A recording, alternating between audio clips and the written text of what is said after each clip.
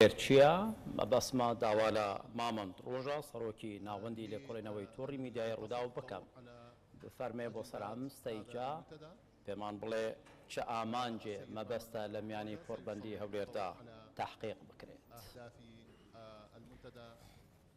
لكي نطلع بصورة أكثر دقة على الهدف من عقد منتدى أربيل الأول ندعو السيد مامن روجا رئيس مركز رودا للدراسات لإلقاء كلمته. تفضل. برز مامن روجا بفرمين. برزان میوانە بەڕێزەکان لە دەرەوەی هەرێمی کوردستان لە ناوەوەی هەرێمی کوردستان لە عێراق لە کۆماری ئیسلامی ئێران لە کۆماری تورکیا لە میسر لە ئوردون لە رووسیا لە ئەوروپا و لە ئەمریکا بەخێراتتان دەکەین. ئێمە لە ناوەندی لێکۆڵینەوەی ڕوودا و بڕیارماندا بۆ یەکەم جار ئەربیل فۆروم فۆرومی ساڵانی هەولێر بەڕێوەبەرین. استراتیژیمان لە بەڕێوەبردننی ئەم فۆرومە تەرکیزکردنە لەسەر کێشەکانی خۆرهەڵاتی ناوەڕاست. لەبەر ئەمە بۆ یەکەم جار چواردە تینگ و دەستگای هزری استراتیژی لەم ناوچەیە لە دەوری یەک کۆبوونەتەوە. هەنگاوێکە کە بتوانین نخبەی فکری و نخبەی سیاسی پێکەوە گەنگەشەی کێشەکانی ناوچەکەمان بکەین. خۆتان ئەزانن گروپەکانی فکر لە دروستکردنی قەراری استراتیژی ڕۆڵێکی کاریگەریان هەیە. بەداخەوە لە ناوچەکەی ئێمە خۆرهەڵاتی ناوەڕاست ڕۆڵی گروپەکانی فکر تینگتانکەکان و دەستگاکانی هزری استراتیژی لە دروستکردنی قەراری سیاسی و استراتیژی کەمە. ئەوەش هۆکاری ئەوەیە کە قەیرانەکانی ناوچەکەمان هەتا ئەڕوا بەردەوامە.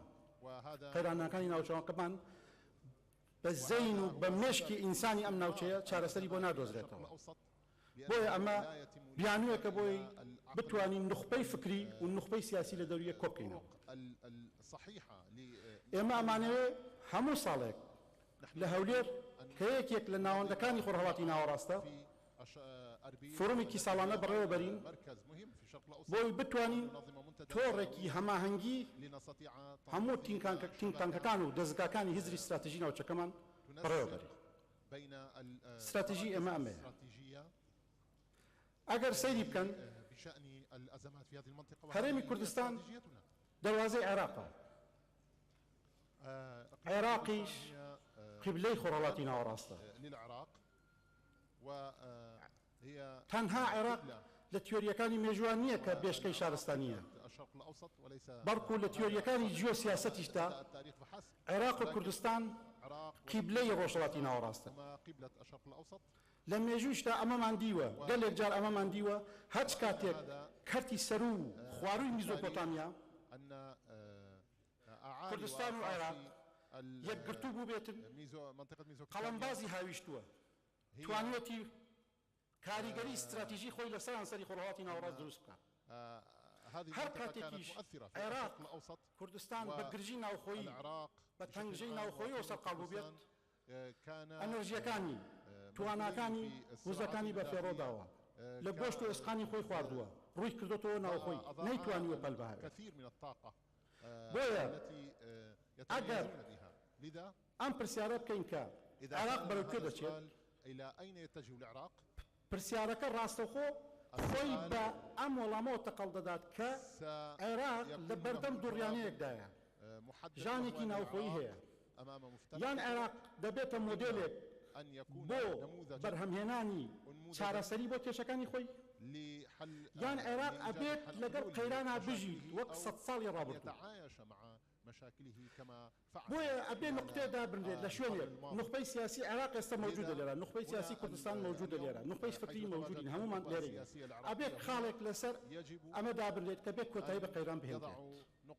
ئەگەر عێراق بتوانێت کێشەکانی خۆی چارەسەر بکات تەنگژە دەرباز بکات کە ئەوەش ڕاستەخۆ بە پلەی یەکەم کلیلەکەی پەیوەندی بە چارەسەرکردنی کێشەکانی نێوان عێراق و هەرێمی کوردستانەوە هەیە. لێرە 7 ملیۆن دانیشتوان نفوس هەیە، لەوێ 31 ملیۆن دانیشتوان نفوس هەیە. گەورەترین سامانی بەشەری لە عێراق موجودە، گەورەترین سامانی سروشتی لە عێراق موجودە. ئەم دوو سامانە ئەگەر نخبەی فکری و نخبەی سیاسی دەست بدەنە دەستیەکەوە، ڕێکارەکانی بدۆزنەوە و کەشفی بکەن، ئەم دوو سامانە سامانی بەشەری و سامانی سروشتی گەورەترین ئامڕازە بۆ وەرشەرخانی استراتیژی.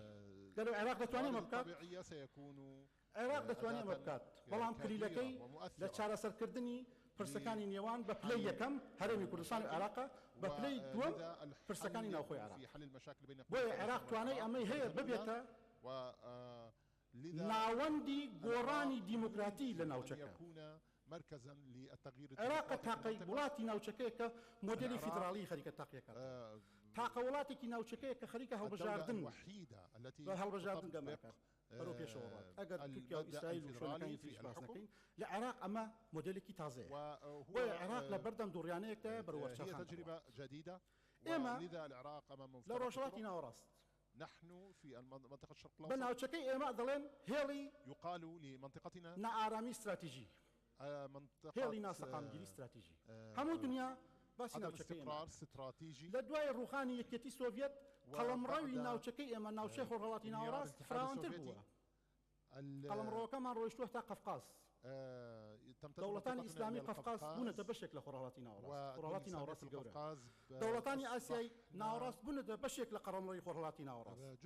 و پەلی هاویستوەت نزیک بۆتەوە لە ئاسیای باشوور، باکووری ئەفریقای هەموو گرتوتەوە. ئەم ناوچەیە یەک شارستانی هاوبەشی هەیە لە ڕووی جیۆسیاسیەوە، لە ڕووی جیۆکولتوریەوە، لە ڕووی جیۆئابووریەوە چارەنووسێکی هاوبەش ئەیبەستێتەوە بێ.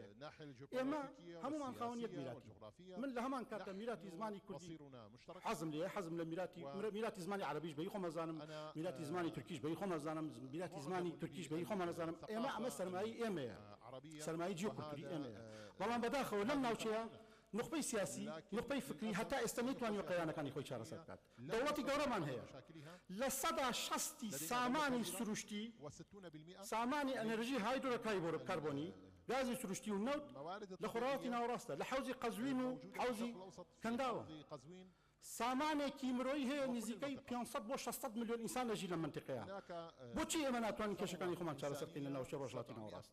بۆ ناوچەی ڕۆژهەڵاتی ناوەڕاست هەمیشە هێڵی نائارامی استراتیژیە. بۆچی؟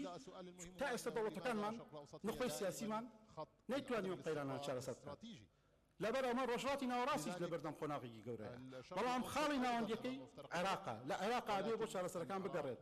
لەبەرەوە شارستانیەت لە عێراقەوە دەستی پێکردووە، لە کوردستانەوە دەستی پێکردووە. ئەگەر عێراق بتوانێت مۆدێلێک لە چارەسەرکردنی کێشەکانی خۆی پێشکەش کات، بێگومان عێراق دەتوانێت ببێتە ناوەندی وەرچەرخانی استراتیژی لە ناوچەکە. ئەمەش کلیلەکەی پەیوەندی بە چارەسەرکردنی کێشەکانی نێوان عێراق و هەرێمی کوردستان هەیە.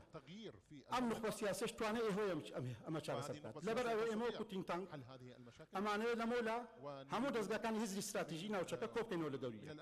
ئەمساڵ لە هەولێر دەکەین، با ببێتە مۆدێلێک لە بەغداد ساڵێکی تر بەڕێوە بچێت، لە تاران بەڕێوە بچێت، لە ئەنقەرە بەڕێوە بچێت، لە قاهرە بەڕێوە بچێت.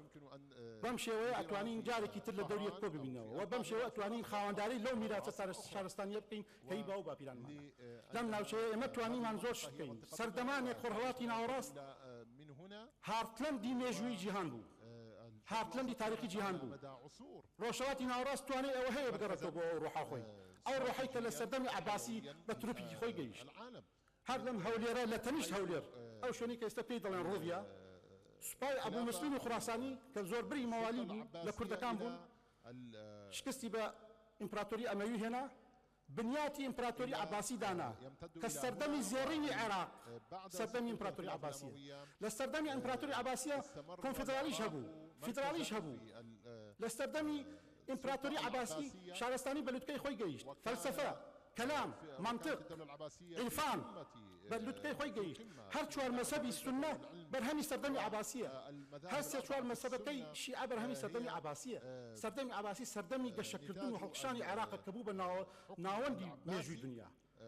سەردەمی سەلجوقی ئاڵپاسڵان کە هاتە ئەم ناوچەیە یەکەم جار ڕۆیشت لەگەڵ مەلا یەحیای مزوری کۆبووە، داوای لە مەلا یەحیای مزوری کرد کە 10,000 سەربازی پێ بدات. بە 10,000 سەرباز بە بەشداری کوردەکان لە جەنگی مەڵاز گرت دەرگای ئانادۆڵ بەڕووی ڕۆژهەڵاتی ناوەڕاست کرایەوە بە هاوکاری کوردەکان لەم ناوچەیە کرایەوە. ناوی کوردستانیش بەرهەمی سەردەمی سەلجوقیە سوڵتان سەنجەر بۆ خۆی ناوی لێدانا و مۆری داناوە. لە سەردەمی بووەییەکان شیعی زەیدی بوون استراتیژیان هەبوو ببن بە دەریای سپی ناوەڕاست. کاتێک هاتن لەگەڵ میرنشینەکانی کووردا ڕێککەوتن لەگەڵ بەدری حەسەنەوی ڕێککەوت 15,000 سەربازی کورد جەنگاوەری کورد بەشداریان کرد هەتا دەریای سپی. معز الدوڵە ئەحمەدی بووەیی گەیشتە دەریای سپی بەڵام بووەییەکان کە بەغدادیان داگیر کرد لە کاتێکدا بەغداد خەلیفەیی تیا بوو خەلیفەیان نەکوشت خەلیفەیان لە شوێنی خۆی دانا. ئەمە مۆدێلێکە لە ڕۆژهەڵاتی ناوەڕاست. لە سەردەمی عوسمانی پەیماننامەی نێوان شێخ ئیدریسی بتلیسی و یاوە سوڵتان سەلیم پەیماننامەیەکە کە مۆدێلی ئایالەتی تایە مۆدێلی ویلایەتی تایە مۆدێلی بەگنشینی تایە. ئەم مۆدێلە مۆدێلێکی کۆنفدرال بووە مۆدێلێکی فدرال بووە. ئەمەیە ڕۆحی ڕۆژهەڵاتی ناوەڕاست. ڕۆژهەڵاتی ناوەڕاست ئەگەر ئەبێ بگەڕێتەوە بۆ مۆدێلەکەی خۆی کە مۆدێلی دابەشکردنی دەسەڵات و سەروەریە. کێشەکانی ئەم ناوچەیەش کێشەی دابەشکردنی دەسەڵات و سەروەریە.